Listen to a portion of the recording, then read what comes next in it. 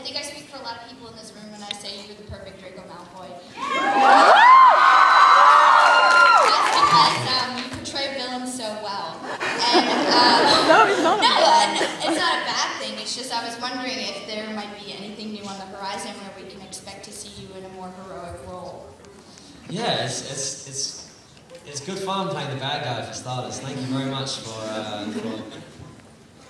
commending my role as Draco. We were all pretty nervous that we were going to shatter the illusions that you guys had for characters and we were going to destroy all the hard work that JK has done. But that's music to my ears that we didn't. So yeah, I enjoy playing the bad guy. It feels weird because I've actually done a few films and TV bits and pieces since then, but they're yet to come out. So hopefully next year you'll get a chance to see me being slightly more heroic. Thank you. Okay, this side. Hey, Monica. Hey, Monica. I wanted to ask, you've posted a lot of YouTube videos of you performing music, and you also, I think, had a record label or something like that, and I kind of want to know if this is something you want to keep doing and how much involvement you want to have in that. Yeah, it was a passion project from the start, and it still is. Unfortunately, there are more logistics that go into it than I first envisioned, but it's something that I enjoy doing. My guitar goes everywhere with me. And yeah, I wait for moments of inspiration to hit me and I try and lay them down on the guitar. But yeah, it's something that I like to do and I really appreciate hearing that people are still listening to these songs. It's awesome. Well, thank you. It's really sweet of you. It's one thing to kind of put yourself out there as an actor, because even if someone doesn't like it, it doesn't really matter because you were doing what someone else told you to do. But when you're making music, it's much more personal, and if someone hates it, it kind of hurts. So it's very sweet to hear that people are enjoying it. So I'll write more for sure.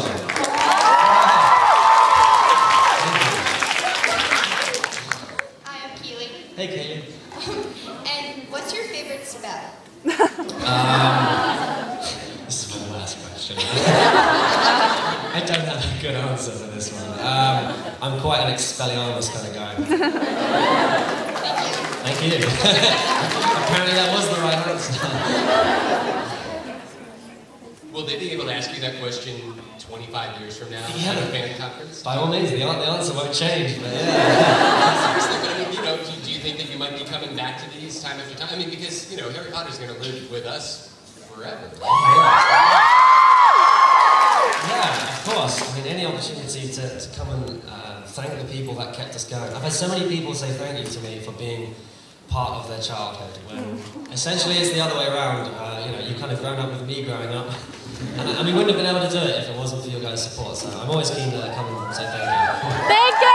I've been doing it 25 years, I'm sure. You speak so eloquently. I'd be like, thank you for watching me during my awkward teenage years. How's it going? Hi, I'm Victoria. Hey, Victoria. First, thank your agent. Today's my birthday. Best present ever. I just have a question as an actor. Is there any role that if you were offered, you would, like a dream role of a movie maybe being redone, that you would take immediately? James Bond. And what's the name of your boat? Sorry? You have a fishing boat? What's the name of your boat? I don't. That's a Wikipedia lie, I'm afraid. I wish I had a fishing boat. Maybe when I'm James Bond, I'll have a fishing boat. Thank you. Thank you, sweetie. Well, Daniel Craig is here today. We could just... Yes, let's do that. Hey, how's it going? Hi, I'm Adriana. Hey. Hi, I want to know, what is your favorite band? My favourite band? It's a tough one. It varies from week to week. But I went to go and see the Beatles show the other day in London, so it's pretty hard to ignore those guys. They wrote some okay tunes, I think. So. Thank you. Thank you. Hi, my name is Linda, Hey, Linda. and a lot of your Harry Potter co-stars have done theater both in New York and in London. I was wondering if you had any desire to do theater, and if so, if you have any role or type of role that you'd like to play. Yeah, definitely. I'm a huge theatre fan, especially musical theatre. That's kind of what I started doing when I was 9 and 10. So yeah, I'd love to do it, especially out here. It'd be very cool to do a Broadway show. I know Daniel speaks... Alright, let's make it happen, for sure. I know Daniel speaks very highly about his time when he was here, even though he worked pretty hard. But yeah, I don't know about dream roles for theatre. I'm a big fan of the Blood Brothers show.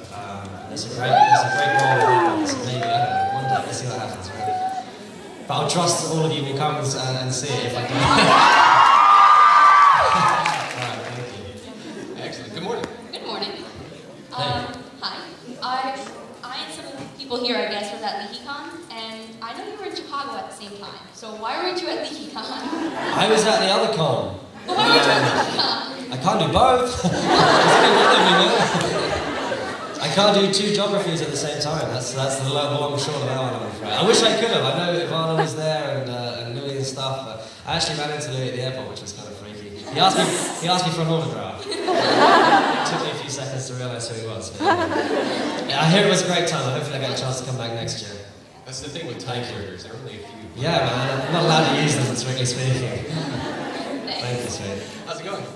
Hi, I'm Mike. Hey, Mike. I was wondering if you're looking forward to your wedding with Daniel Radcliffe. Say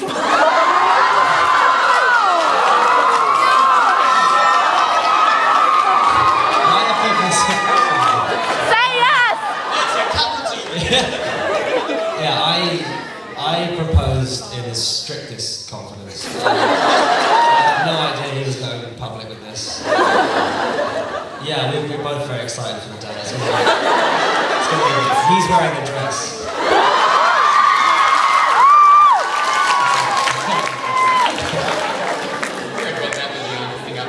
Yeah, sure. Moving on. I'm Marie, and I was wondering, what was it like to work with Alan Rickman as a child? Mentally scarring. I don't know what word is there. Yeah, he's a very daunting man. He's a very, very scary guy. It took me a good 6-7 years to say good morning to him. Yeah, he's terrifying. And he stays in character somewhat. He walks around the road and speaks very slowly. So you always think you're in trouble. But yeah, ironically, he's one of the nicest people out there. His sense of humour is incredibly sharp and dry. So yeah, he made us all laugh at 3 in the morning when we're doing night shoots and stuff. So a lot of love for Alan Rickman for sure. Who's your teacher? Hans Gruber. Hi, I'm Kathleen, and I was wondering what your favorite memory was from working on the set. A favourite what, sorry? Memory? Oh, God. I always refer to this as a question of saying, what's your best memory from school, or something like that. It's very hard to kind of pluck one golden moment. There really isn't one, to be honest with you. I had such a fun time throughout the whole experience. It was really nice, actually. I saw Chris Columbus yesterday, and he probably embodies the fun part of it. He was a very, very cool guy, and even to the day I feel incredibly in his debt for the reason I'm sitting here today. So yeah, I'd say largely a lot of it was goofing around with him on the set. Thank you. Hi, I'm Clara. Hey. I know that you rap in some of your songs. Can you rap for us now? Can I what? Can I rap? I'm just going to drop 32 bars on you guys right now. I can't really, I'm in no condition for rapping this morning. But I appreciate the request. Alright, thank you. Hi, I'm Sequoia, Hey. and I know you probably get this a lot, but I was wondering if you could do Potter for the crowd. I've been known to break mics doing this. Seriously. Okay. Potter. I told you. Alright, awesome. Hi, my name is Rachel. I was wondering, what's the funniest blooper or prank or any sort of joke that happened behind the scenes on set? Oh, yeah. Daniel was the only one in the position of power where he could pull pranks on other people. He was constantly changing mobile phones' language to Arabic or Turkish. Of course, once it's in that language, you can't. It's very hard to understand. Yeah, there was a few of those. Generally speaking, we were pretty professional, I like to think. As far as bloopers go, there was a time in the second film, I think, where I couldn't, it wasn't so much I couldn't remember the line, I just couldn't say it. I don't know why, I just couldn't say it. So yeah, I ended up, after the 4th take, crying. And to their credit, Chris Columbus promised me that I had done it, it was good, it'll be in the film. They cut it. It's not even on the DVD, so it was that bad. I'm not even sure if they bothered to film it, but yeah, it's about as bad as it got. No sympathy required. It's just a bad day for me now. I kind of thought about your future with the actors in the cast. Later on in life, when I saw the epilogue of the last film, you know, where you and Daniel have that knowing, like, so. Sure. And I wonder if that's what it's going to be like. I mean, because you guys are still relatively close and keep in touch via email and all that. Sure. So does that have any sense of waning, or have you guys talked about working No, together? it's a weird one where we're, I hate to use the cheesy pun, we're a family, but it's very much a case of we don't see each other for years or months or whatever it may be.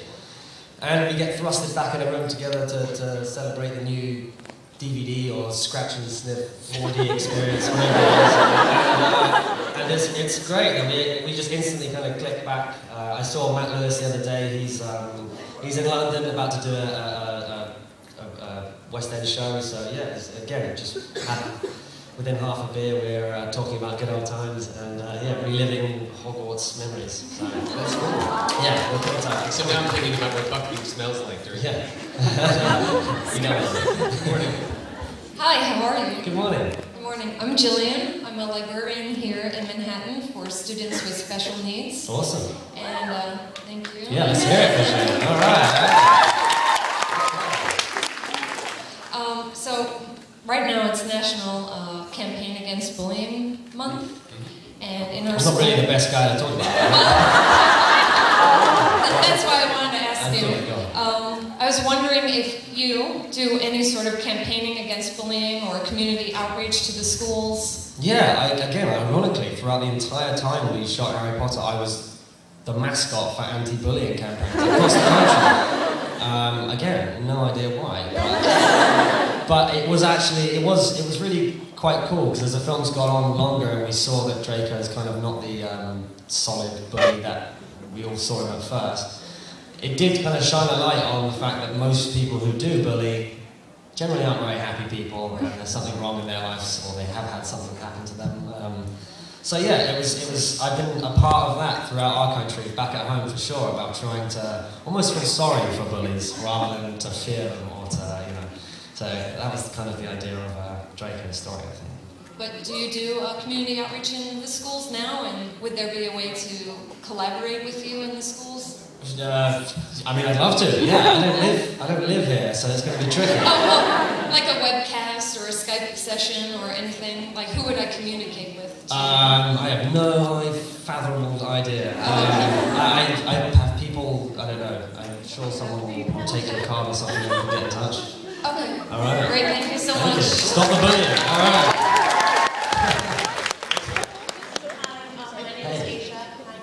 Hey, good morning. If you had to make the choice for Draco, would you have gone back to your parents in the 7th movie, or would you have stayed in public school? I would have, yeah, good question. Put me on the spot. I would have got halfway and then just caused carnage. Just take out both sides. The last person standing. I did rewrite the last 10 pages, but apparently they went to clean. No, I don't know. I probably actually felt like my loyalties lied slightly more with my parents than the horrible kids that I've been mistreating for the last 10 years. And it was an odd one where neither side was really comforting, and Lord knows the hug with Voldy wasn't much better. Thank you. Hey, I'm Jason.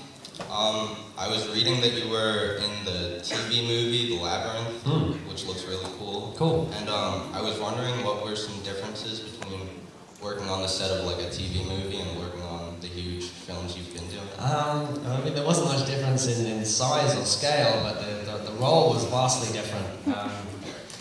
The classic actor's story where they asked me before auditioning for the part, can you ride horses? Of course, it's like, you know, I'm a country boy, I was born on a horse, backwards, forwards, whatever, I can do it. So yeah, and obviously day 3 or day 4, it was a full head-to-toe suit of chainmail, Braveheart wig, etc., etc. Swords, big speeches, and supposedly galloping and slaying people as I go. It became very evident when the horse just merely trotted along at 2 miles an hour. I actually had no control over a horse. So several weeks of intensive horse training later, I was a pro.